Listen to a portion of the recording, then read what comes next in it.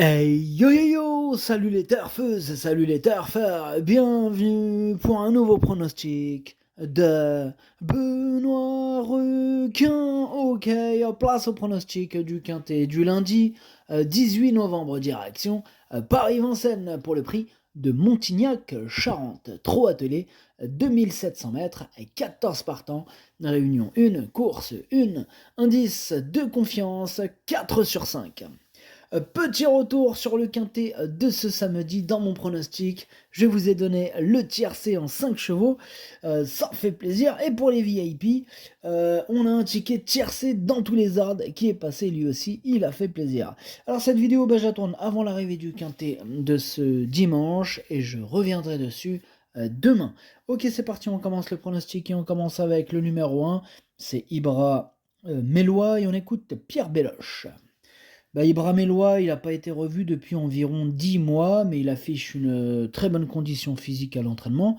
Bon, afin de mieux cerner son degré de forme, je le défère des 4 pieds pour cette rentrée. Il possède de sérieux moyens et devrait bien courir, mais bon, il risque logiquement de demander à souffler pour finir. Bah ouais, alors pourquoi tu essayes de nous faire peur, hein? Il est là, ouais, il nous a enchaînés quand même, hein.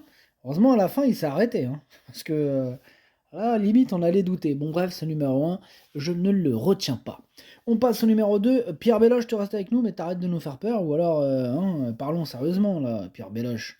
Oui, bon, d'accord, je vais me calmer. Écoutez, Iron Mélois a réalisé un excellent été à Cagnes-sur-Mer avant de très bien courir pour son retour à Vincennes. Il est désormais dans une catégorie plus facile et le rythme est moins élevé, ce qui l'aide à négocier la montée. Il a décompressé et n'a pas été revu depuis 2 mois, ce qui peut lui être préjudiciable. La cinquième, voire la quatrième place, me satisferait. Eh ben, il a changé de technique. Cette fois-ci, il nous fait peur, mais à la fin, hein. Bon, tout à l'heure, c'était au début, là, c'est à la fin. Voilà, donc Pierre Belloche s'amuse. Bref, ce numéro 2, du coup, c'est lui mon gros regret, c'est lui mon cheval de complément en cas de non partant. Attention, possible cassage en vue. On passe au numéro 3, Inato Piergi, on écoute Alexandre Bonnefoy. Inato Piergil n'a été devancé que par un bon Hibiscusman et un très bon pilote, hein, en dernier lieu. Là, il monte en puissance, hein, après une longue absence. Ce bel engagement arrive un peu vite dans son programme, mais il n'avait pas de bonne course avant un moment. Il y a 2 ou 3 clients, mais il détient une très bonne chance, hein, d'autant qu'il sera déféré des 4 pour la première fois. Un 20e succès est envisageable. Eh ben, on lui souhaite ce 20e succès à Inato Piergi. D'ailleurs, c'est mon préféré. Ce numéro 3, je l'ai bien sûr installé en tête. On passe au numéro 4, c'est Kentucky River, et on n'aura pas les commentaires de l'entraîneur. C'est Daniel Reden qui est parti pêcher. Il a rejoint le bateau de Captain Ian Barbaro. Captain Ian Barbaro, bref, amusez-vous bien. Alors ce numéro 4, lui aussi je l'ai gardé, en plus je l'ai gardé assez haut, hein, je pense qu'il peut frapper un grand coup, moi je l'ai mis quatrième. On passe au numéro 5, I Can Dream, et on écoute Alexandre Abrivard. I Can Dream, il m'a bien plu, ferré dans le prix des Cévennes en ponctuant son parcours en avançant. La jument est en train de changer de dimension, hein, elle a de belles choses à faire cet hiver à l'attelé. On a préparé au mieux cette course qu'elle aborde pieds nus et ambitieuse. Inato Piergi sera dur à battre et je me méfie aussi de Kentucky River. Ok, merci Alexandre. Eh bien, ce numéro 5 fait partie de mes 2 préférés. Je l'ai mis deuxième et j'y crois. On passe au numéro 6, c'est Cash Bank Biggie. On écoute Eric Bando. À Laval, pour sa rentrée, Cashbank Biggie il a manqué de rythme et n'a pu prolonger son effort dans la phase finale. Cette course lui a fait du bien. Elle va évoluer sur la montante, c'est une belle opportunité pour elle. Elle s'adapte à tous les parcours, j'attends de la voir à l'arrivée. Moi aussi, je l'attends de la voir à l'arrivée, cette Cashbank Biggie. Moi, je l'ai gardée, mais plutôt en bout de combinaison. On passe au numéro 7, Greco Bello, et on écoute Jean-Paul Marmion. Greco Bello, c'est un bon cheval, facile et régulier. Il vaut mieux le cacher, mais il peut aller devant aussi. Comme il a de bons pieds en ce moment, on en profite. Il peut être dans les 5 premiers, d'autant qu'il est en pleine forme. Ok, ça marche, Jean-Paul. En tout cas, ce numéro 7, je l'ai gardé, il me plaît bien, je l'ai mis cinquième, attention à lui. On passe au numéro 8, c'est Harley Gemma et on écoute Marc Sassier. Bah, faut effacer sa prestation de Nantes, là. Harley Gemma a été victime d'un coup de frein au premier tour. Là, elle découvre ici un bel engagement que j'avais déjà en tête. Elle affiche une bonne forme physique, elle dispose d'une bonne chance, hein.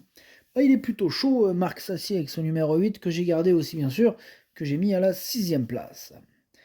On enchaîne avec le numéro 9, Eberton. Bien sûr qu'on n'aura pas les commentaires de l'entraîneur, hein, parce que l'entraîneur, c'est qui? C'est Junior Guelpa. Alors lui, il n'est pas parti pêcher, non. Lui, il est parti jouer aux cartes. Lui, son truc, c'est... Il joue. Il s'éclate. Amuse-toi bien. Voilà, on le connaît de toute façon, Junior Guelpa, hein. C'est l'homme aux mille émoticônes. Il te met des smileys de toutes les couleurs, mais tout, c'est jamais la bonne. C'est incroyable, hein. C'est incroyable. Enfin bref, ce numéro 9, je ne l'ai pas retenu, mais il est tout seul sur ma petite liste des possibles casseurs de tickets repérés. Oui, j'en ai qu'un à vous proposer, c'est lui. Aujourd'hui, sur ma liste, il n'y en a qu'un seul, hein, c'est ce numéro 9, qui est donc capitaine, hein, automatiquement. Il est capitaine de la liste, ce numéro 9. On passe au numéro 10, Philou d'Anjou, et on écoute Éric Bedard. Bah, comme il a eu des petits soucis de santé au printemps, j'ai été obligé d'arrêter Philou d'Anjou, hein. Bon. Là, après une bonne rentrée, il m'a beaucoup déçu en dernier lieu, hein. Là, je suis un peu dans l'expectative, voyez-vous. C'était une deuxième course après une longue absence, mais je pense qu'à Vincennes, à l'attelé, il a un peu de mal à monter la côte, là, hein. Ouais, bon, vous savez ce qu'on va faire. On va refaire un essai, et si cela ne va pas, on le remettra au monté, hein, par la suite. Ok, bon, bah, ça marche, hein. Là, il va être radical, Eric Bedard, hein. S'il termine pas à l'arrivée, ça sera du monté. Enfin bref, ce numéro 10, moi je l'ai pas retenu. Voilà, maintenant, je l'ai pas non plus rayé, il est pas sur ma liste, mais alors vous allez me dire, mais il est où? Bonne question. Ce numéro 10, il est là. Voilà, je l'ai pas retenu, mais bon, question de feeling, affaire d'impression. Celui qui veut le mettre, il le met, celui qui veut pas le mettre, il le met pas. Voilà, quoi, c'est ça, là, ça va être vraiment une question de feeling, quoi. Bref, on passe au numéro 11, Hannibal Tuileries, on écoute Charles-Marcel Bruno. Bah, après un nouveau succès mi-septembre, il s'est présenté à Laval principalement pour préparer ce bel engagement. Hannibal Tuileries, bah, il était ferré, il n'avait pas couru depuis 1 mois et demi, mais il a fini correctement. Là, il arrive au mieux pour cet objectif, mais sa marge de manœuvre se réduit. Cela dit, il va encore mettre son cœur sur la piste et tenter de jouer les premiers rôles. Ben, moi, j'y crois bien à ce numéro 11, hein. Je pense qu'il peut faire très mal. Il fait partie de mes préférés, moi je l'ai mis troisième. On passe au numéro 12, Eureka Avry, et on écoute Thomas Chalon. Bah écoutez, après sa troisième place dans le Grand National du Trot du Mans, on a soigné quelques bobos pour Eureka Avry. Bon, l'engagement est favorable, hein. Là, il faut affronter les 6 et 7 ans. Je le plaque pour son retour à Vincennes. Bon, il aura des engagements à venir. Dans l'immédiat, il est capable d'accrocher une place. Ok, ça marche. Thomas Chalon. Bah, ce numéro 12, moi je l'ai gardé, mais en toute fin de combinaison. On passe au numéro 13, Inshore, et on écoute Alexandre Abrivard. Ouais, bah écoutez, Inshore, il effectue sa rentrée après plusieurs semaines de repos. Ses objectifs du meeting sont sous la selle avec le cornulier en toile de fond.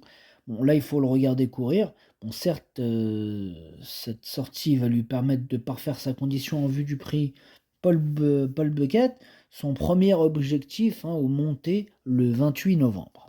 Ok, donc on peut le rayer sans risque, hein. C'est d'ailleurs ce que j'ai fait, je le raye. Et on termine avec le numéro 14, E&Me, et on écoute Michel Lenoir. Écoutez bien parce que moi il me fait peur ce 14. Bah, E&Me a connu un souci de santé au printemps. Il effectue ici sa rentrée avec du travail derrière lui et a bien travaillé jeudi matin. L'engagement est superbe, mais il arrive un peu tôt dans son programme. Il n'est pas compétitif dans l'immédiat. Il va lui falloir 2 courses. Donc voilà, c'est plutôt clair, hein. Il a largement la classe, il vaut largement ce lot, mais c'est une rentrée. Voilà, donc d'après l'entraîneur, il lui faudra encore 2 courses avant d'être chaud et prêt. Voilà, mais il me fait quand même peur. Moi, c'est mon deuxième cheval de complément quand nous partons. Attention. Le pronostic, ça donne 3, 5, 11, 4, 7, 8, 6, 12. Merci d'avoir suivi cette vidéo. N'hésitez pas à mettre un pouce bleu si la vidéo vous a plu. Pour accéder à tous mes tickets pour la course du Quintet, bien rendez-vous directement en description de la vidéo. À jouer avec modération. bonne chance, chopez-le moi. Ciao.